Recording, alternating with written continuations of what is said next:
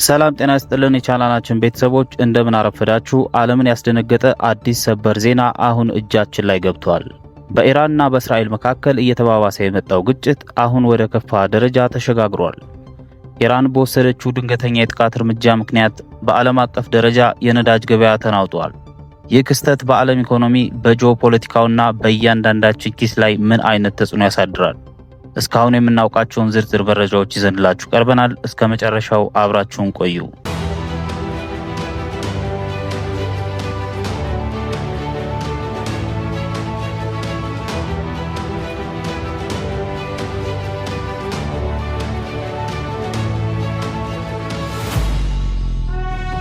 ኢራን ጥቃቱን የፈጸመችው ወታደራዊ ካምፕ ወይም ስልታዊ ቦታዎች ላይ መሆኑ ተረጋግጧል።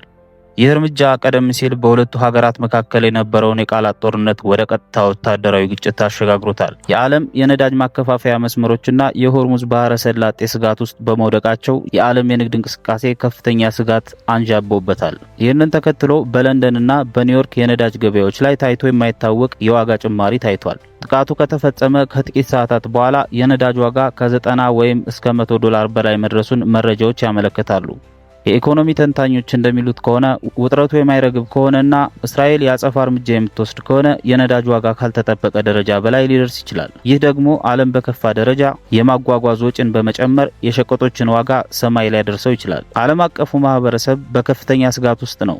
የተባበሩት መንግስታት ድርጅትና የሀያላን ሀገራት መሪዎች ሁኔታው ወደ ባሰ ቀውስ እንዳያመራ አስቸኳይ ስብሰባዎችን እያደረጉ ነው። የአሜሪካና የአውሮፓ ሀገራት ኢራን ከድርጊቷ እንድትቆጠብ እያሳሰቡ ቢሆንም የእስራኤል የጦር ካቢኔ ምን አይነት ምላሽ ይሰጣል የሚለው ጉዳይ መላውን ዓለም በአይነ ቁራኛ እያስመለከተ ይገኛል። የተከበራችሁ ተመልካቾቻችን፣ ይህ የነዳጅ ዋጋ መጨመር በተለይ ቀደም ሲል እንደገለጽነው ኢራን ጥቃቱን የፈጸመችው በእስራኤል የተገደሉትን የሀገሯን መኮንኖች ለመቀበል እንደሆነ ገልጻለች። የእስራኤል መሪዎች ጥቃቱን አውግዘዋል። እናም አስፈላጊውን ምላሽ ለመስጠት ዝግጁ መሆናቸውን ገልጸዋል። የእስራኤል የጦር ካቢኔ ስብሰባ እያደረገ ሲሆን ጥቃት ለመሰንዘር እያሰበች እንደሆነ ገልጸዋል። የተባበሩት መንግስታትና የሀያላን ሀገራት መሪዎች በጉዳዩ ላይ አስቸኳይ ስብሰባ እያደረጉ ይገኛሉ። አሜሪካና የአውሮፓ ሀገራት እስራኤል ምላሽ እንዳትሰጥ እያሳሰቡ ሲሆን ጥቃት ለመሰንዘር እያሰበች እንደሆነ ግን ተናግረዋል። ሁላችንም የምንፈራው ነገር ተከስቷል። የኢራንና የእስራኤል ጦርነት ከቃላት ባለፈ ወደ ቀጥታ ጥቃት ተሸጋግሯል። ነገር ግን ይህ ጦርነት በመካከለኛው ምስራቅ ብቻ የሚቀር አይደለም። ገና ጥቃቱ እንደተሰማ በዓለም ገበያ የነዳጅ ዋጋ ሰማይ ነክቷል። ዛሬም የምንጠይቀው ጥያቄ ይህ ግጭት የዕለት ተዕለት የኑሮ ውድነታችንን እስከምን ድረስ ይገፋዋል? ዓለም አቀፍ የነዳጅ ቀውስ ውስጥ ገብተናል። ኢራን ጥቃቱን የፈጸመችው በድንገት ቢሆንም ውጤቱ ግን የታቀደ ይመስላል። ጥቃቱ የተፈጸመባቸው ቦታዎች ወሳኝ የነዳጅ ማስተላለፊያ መስመሮች አቅራቢያ ናቸው። በተለይ ደግሞ የሆርሙዝ ባህረ ሰላጤ ስጋት ውስጥ መውደቁ ትልቅ ችግር ነው። የዓለም 20% ነዳጅ የሚያልፈው በዚህ ጠባብ መስመር ውስጥ ነው። ኢራን ይህንን መስመር ከዘጋችው ወይም ጥቃቱ ከቀጠለ የነዳጅ ዋጋ በታሪክ ታይቶ የማይታወቅ ደረጃ ሊደርስ ይችላል። ነዳጅ ማለት ደም ነው። ለዓለም ኢኮኖሚ የነዳጅ ዋጋ ሲጨምር የመጓጓዣ ወጪ ይጨምራል። የመጓጓዣ ወጪ ሲጨምር ደግሞ የሚበላው ምግብ፣ የሚለበሰው ልብስና የግንባታ ዕቃዎች ዋጋ አብሮ ይከንፋል። ተንታኞች እንደሚሉት ግጭቱ የማይበርድ ከሆነ የነዳጅ ዋጋ ከ$120 በላይ ሊያልፍ ይችላል። ይህ ደግሞ በኢትዮጵያና በሌሎች በማደግ ላይ ባሉ ሀገራት ላይ የዋጋ ንረትን ወይም ኢንፍሌሽን በእጥፍ ሊያሳድገው ይችላል። አሁን ሁሉም የሚጠብቀው የእስራኤልን ምላሽ ነው። እስራኤል የአጸፋ እርምጃ ከወሰደች ቀውሱ ወደ ክልላዊ ጦርነት ያድጋል።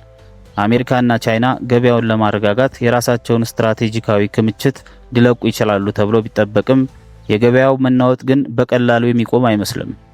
ይህ ጦርነት ከርቀት የምንሰማው ዜና ብቻ አይደለም፣ ወደ ቤታችንና ወደ ኪሳችን የሚመጣ ፈተና ነው እንጂ። በመቶዎች የሚቆጠሩ የነዳጅ ጫኝ መርከቦች ለመሻገር ፈርተው ቆመዋል። ይህንን ተከትሎ የነዳጅ ዋጋ በከፍተኛ ሁኔታ ጨምሯል። በአሜሪካ ውስጥ የህዝብ አስተያየት ለሁለት ተከፍሏል። 56% አሜሪካውያን ወታደራዊ እርምጃውን ይቃወማሉ። ምንም እንኳን የሪፐብሊካን ደጋፊዎች ጥቃቱን ቢደግፉም የምድር ጦር ወደ አካባቢው እንዲላክ ግን ፍላጎት የላቸውም። የፖለቲካ ተንታኞች እንደሚሉት ከሆነ የኢራን ስትራቴጂ ወታደራዊ ድል ሳይሆን መቆየት እንደ ድል፣ ሰርቫይቫል አዝ ቪክትሪ የሚል ነው። ኢኮኖሚያዊና ፖለቲካዊ ውጥረቶችን በመፍጠር አሜሪካ በጦርነቱ እንድትሰለች ማድረግ ዋነኛ ግባቸው ነው። ተመልካቾቻችን፣ የቀጠናው ሁኔታ በየሰዓቱ እየተቀያየረ ይገኛል። እናንተስ የነዳጅ ዋጋ መጨመር በስራችሁ ወይም በኑሯችሁ ምን አይነት ተጽዕኖ ይኖረዋል ብላችሁ ትሰጋላችሁ?